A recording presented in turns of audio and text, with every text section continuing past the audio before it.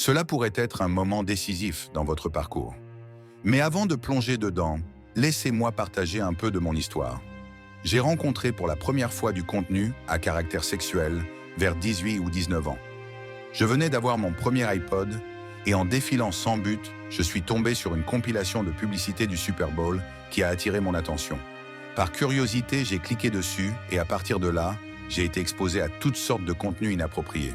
Cette première exposition a déclenché une habitude de rechercher davantage de ces vidéos. Au fond de moi, je savais que c'était mal, mais je luttais avec le contrôle de moi-même. À l'époque, je me considérais comme chrétien. Mais je n'avais jamais connu ce type de tentation auparavant et je ne savais pas comment y faire face. Ce que je ne réalisais pas, c'est que cela me rongeait lentement. J'étais submergé par la culpabilité et la honte presque tous les jours. Puis j'ai assisté à une conférence de jeunes où ils parlaient des forteresses dans nos vies, les choses qui nous empêchent de servir Dieu pleinement. C'était un appel au réveil et je savais que je devais changer. La seule solution qui m'est venue à l'esprit était de parler à mon père. Je me souviens vivement d'une nuit, incapable de dormir, rongé par la culpabilité. Il était environ 1h du matin lorsque je suis entré dans la chambre de mes parents. J'ai regardé mon père et j'ai dit « Puis-je te parler ?» À partir de ce moment, je lui ai donné mon iPod chaque nuit pour éviter la tentation. Je pense que beaucoup d'entre nous passent par une phase similaire au début de la vingtaine, voire plus tôt, où nous sommes exposés pour la première fois à ce genre de contenu et commençons à lutter contre la convoitise. Maintenant avancé d'environ 10 ans, j'ai maintenant 29 ans, et bien que la tentation soit toujours présente, j'ai connu une vraie victoire dans ce domaine au cours des dernières années. Je connais la profonde culpabilité, la honte et le découragement qui accompagnent le fait de retomber sans cesse dans le péché, mais je suis aussi la preuve vivante que la liberté est possible. Voici un problème majeur que nous devons tous affronter. Nous vivons dans une culture saturée de pornographie. Nous sommes constamment bombardés par la musique, les médias, les films et les plateformes sociales remplies de contenus sexuels, et c'est tentant. Nous ne pouvons pas vivre comme des moines, même si certains essaient. Je sais que je ne peux pas. Mais nous devons apprendre à naviguer dans cet espace. Je veux partager certaines choses qui m'ont aidé à faire de réels progrès vers la liberté. Dans Matthieu 26, 41, Jésus fournit 2 étapes cruciales pour surmonter la tentation. Veillez et priez afin de ne pas tomber en tentation. L'esprit est bien disposé, mais la chair est faible. Que signifie veiller? Cela signifie être alerte, conscient et perspicace. Ces mots décrivent-ils comment vous abordez votre vie quotidienne? Pendant longtemps, j'ai ignoré à quel point la sexualité était ancrée dans ce que je consommais. Je faisais semblant que cela ne m'affectait pas, mais je n'étais ni alerte, ni conscient, ni perspicace. Nous devons reconnaître ce qui nous entraîne dans la tentation. C'est là que cela devient intense, et beaucoup reculent en pensant que c'est trop extrême, pas très grave, ou qu'ils sont assez forts pour y faire face. Mais laissez-moi vous dire, vous n'êtes pas assez fort.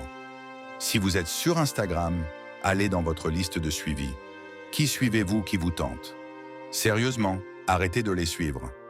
Cela devrait être une évidence, et pourtant nous le justifions souvent par des raisons comme « je les suis pour leur musique » ou « j'aime leurs films ». Non, cela n'en vaut pas la peine. Même si c'est un ami qui poste des photos suggestives, si cela vous entraîne dans la convoitise, vous ne devriez pas le suivre. J'ai parcouru mon Instagram et j'ai cessé de suivre toute personne qui me tentait, même si j'aimais leur musique ou étais curieux de savoir ce qu'ils faisaient. Je ne veux tout simplement pas être tenté, alors je l'ai supprimé de mon fil. Il en va de même pour TikTok. Si vous êtes dessus, vous devriez probablement vous en retirer. Pour moi, chaque fois que je vois quelque chose de tentant, je le bloque immédiatement. C'est devenu une routine, sans hésitation. Je ne vais pas risquer de revoir leur contenu. J'ai également arrêté de regarder certains films. En tant qu'adolescent, je pensais être assez mature pour les gérer, mais cela n'en valait pas la peine. Les films n'étaient pas si bons et ils me faisaient penser d'une manière que je n'aimais pas. Maintenant, je ne regarde plus ce genre de choses. Quand je vais au cinéma, j'utilise le bon sens et je vérifie s'il y a du contenu sexuel ou de la nudité. Je ne veux pas cela dans ma vie. Pour moi, les réseaux sociaux étaient un lent goutte-à-goutte qui préparait mon cœur à tomber dans l'immoralité sexuelle. De petits morceaux de tentation ici et là, au début, cela semblait inoffensif, mais ces petits déclencheurs vous tirent plus profondément dans la convoitise. Nous devons couper cela à la racine. Dieu se soucie aussi de notre vie de pensée, alors nous devons être attentifs même aux petites choses qui s'insinuent dans nos vies et nous mènent sur un chemin plus sombre. La deuxième partie de Matthieu 26-41 parle de la prière. Priez sans cesse, comme il est dit dans 1 Thessaloniciens. Cela est particulièrement important face à la tentation. Si nous ne prions pas constamment, nous comptons sur notre propre volonté, ce qui n'est pas suffisant. Jésus dit « L'esprit est bien disposé, mais la chair est faible. » Si vous avez été dans cette bataille depuis un moment, vous savez que votre chair est faible. Quand je fais face à la tentation, je demande à Dieu de me délivrer et je l'écoute aussi. Je réfléchis à mes justifications, comme « Je suis un bon chrétien la plupart du temps, donc je le mérite. » Et je les confronte avec la vérité biblique.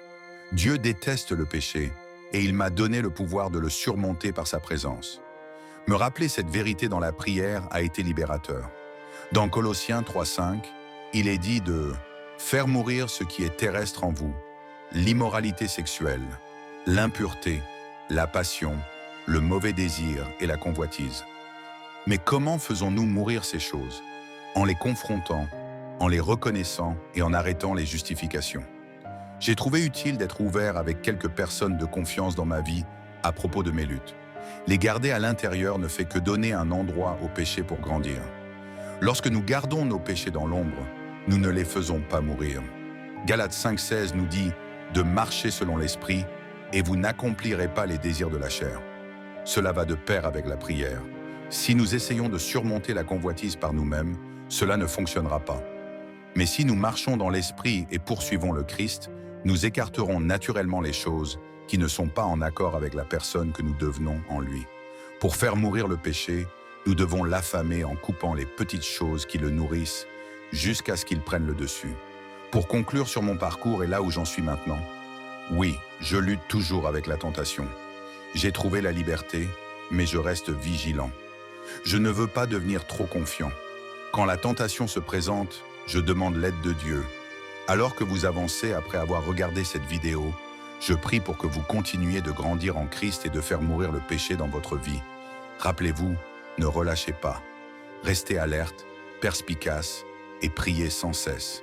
Dieu est plus que capable de vous délivrer de la tentation. Merci pour votre soutien. Votre contribution permet de continuer à créer ce genre de contenu. Si vous souhaitez soutenir ma mission d'aider les gens à suivre Jésus au quotidien, veuillez vous abonner. Merci beaucoup et que Dieu vous bénisse.